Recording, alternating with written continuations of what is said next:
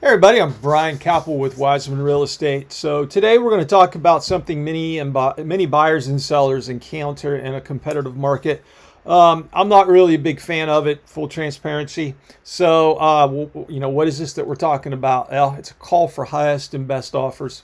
So when a seller receives multiple offers, they may ask for all interested buyers to submit their strongest offer by a specific deadline instead of negotiating individually. So is that good or bad, right? Well, that answer, it really depends, okay? So what are some of the pros? For sellers, the biggest advantage is obvious. It can increase the sales price and create stronger contract terms, okay?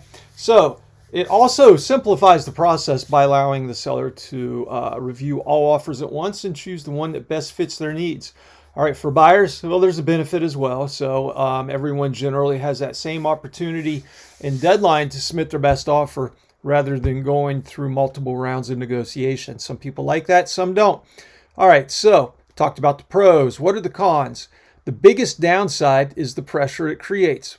Buyers often feel compelled to increase their offer price, waive contingencies, or make concessions they may not otherwise ever make. I've personally experienced situations where I was told a seller was requesting highest and best because there were multiple interested buyers.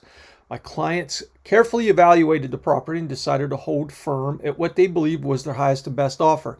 After our offer was accepted, we later learned that the other prospective buyer never actually submitted an offer, right? I'm not suggesting anybody did anything wrong. Sellers have every right to request highest and best, right?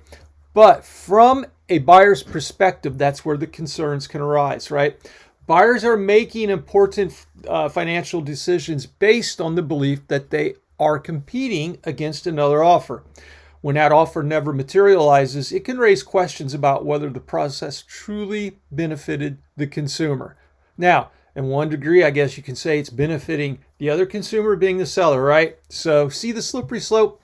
So this is why I encourage buyers to focus less on what they think someone else might do, on more on what the property is actually worth to them. So my advice to buyers, if you're faced with the highest and best, don't focus on beating another buyer. Focus on what that property is worth to you, right?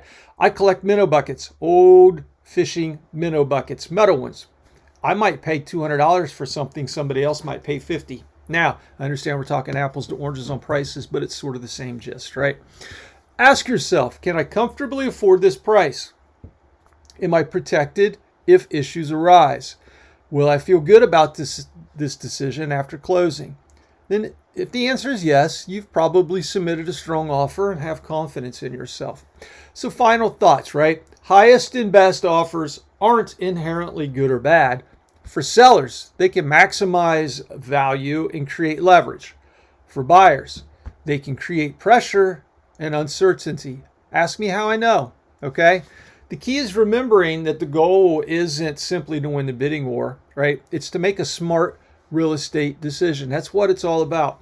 So I'm Brian Kapple with Wiseman Real Estate. If you have any questions about buying or selling in Southeast Ohio, let me know. I'd be happy to help. Thanks for watching. Be sure to like and subscribe and any comments that you may have. Hope you have a blessed day. Thank you, everybody.